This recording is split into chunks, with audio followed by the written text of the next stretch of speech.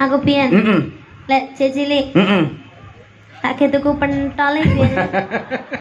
Aku pian. Beto malih kali anake yoga-yoga kula niku. Lek yogane jenengan nek diparingi sampeyan. Nek paringi dhuwit tak nggo apa le? Aju kula nggih dadu. Aduh. Ketoke nggih utuk tok iki. Ya generasi penerus iki. Ya nggih. Menika ngeten Mbak Niken. Beliau Pak Dewan menika rawuh. Oh ngoten. Nggih, Pak Dewan menika kersanipun minggah pepanggungan. Tak tambahane karo Widyawati Mbak Niken nggih. Kersanipun gayeng. Monggo Mbak, kalih-kalihipun jumeneng nggih. Menika sesarengan Bapak Dewan minggah pepanggungan. Monggo. Tuk.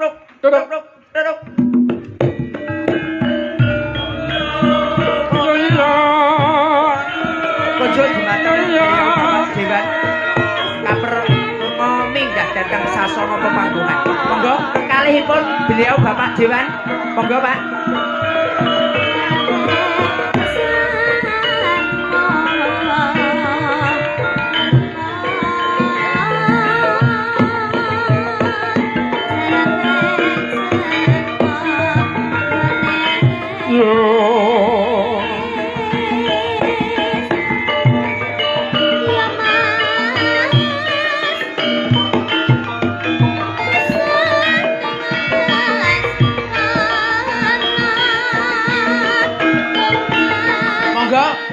Dewan monggo minggah panggung.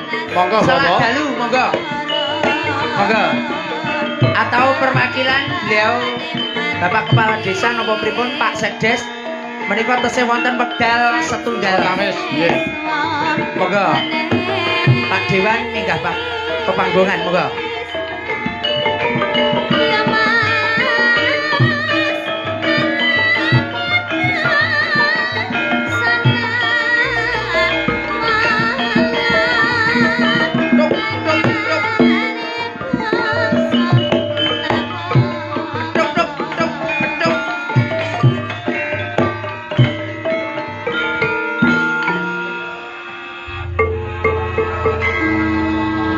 Niki wonten Pak Dewan, wonten Bapak Kepala Desa Puman Pulung Mbak Niken. Menika ingkang sampun jumeneng derek nyengkuyung utawi ndedonga muga-muga desa kesugihan Jayeng Bawana. Monggo. Amin. Nggih, niki mikipun Mbak Lurah, Pak Dewan niki. Nuwun sewu kula tak Mbak Sinden iki kok ya.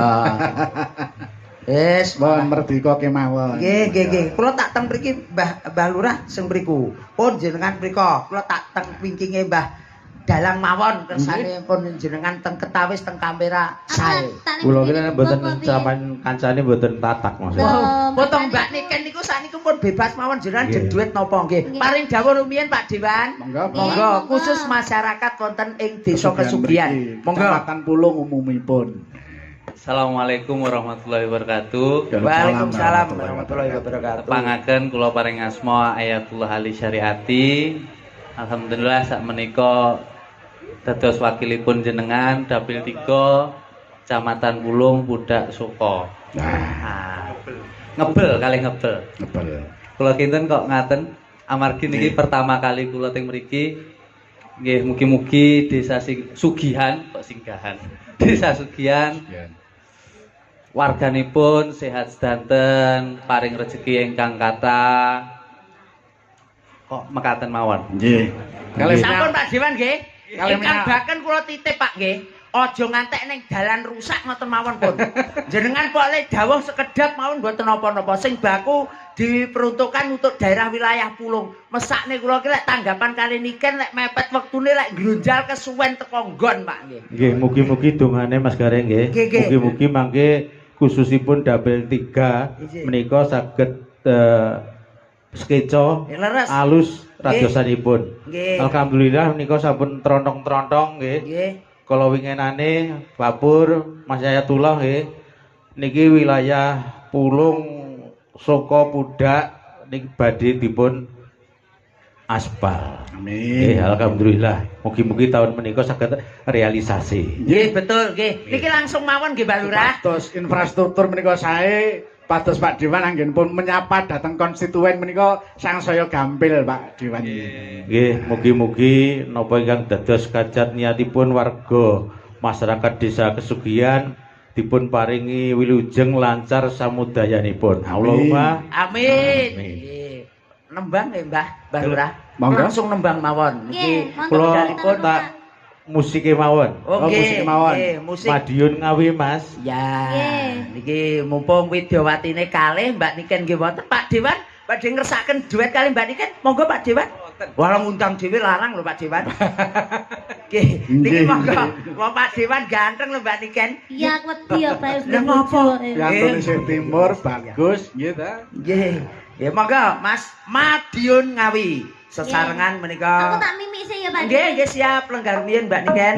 Sampun diparingi bunga Mbak Niken niki nggih. Nggih, matur nuwun. Alhamdulillah niki wah jantenan Mak Cangik. Nggih. Menika pripun kula namung nderek panjenengan. Nggih. Awit menika wekdal pun ngangsek Nggih. dalu. Mbok bilih menika tambah setunggal lagu melih napa pripun kula namung nderek panjenengan Mak Cangik.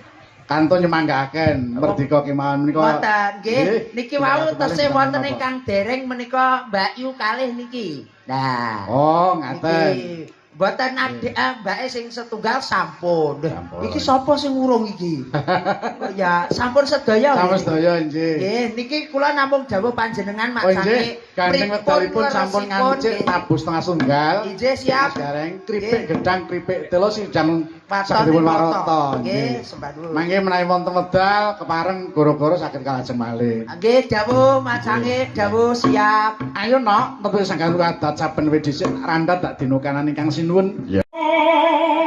Kang kekiber ora kata ingkang dojo.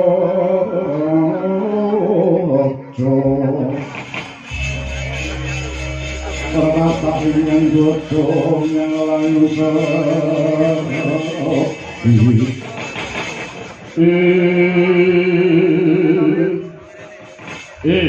mangku dhisik kadangipun Kakang Kyai Diboko. Ana dawuh Kang Prabu Hamsa. Titikan niku sasebadan jeneng sosok ngarsane si Prabu Duryudana. Wigati bakal hak kanthi Ranti sagompol tunggal rampet Gor Ngamarta Gorati apa dinipun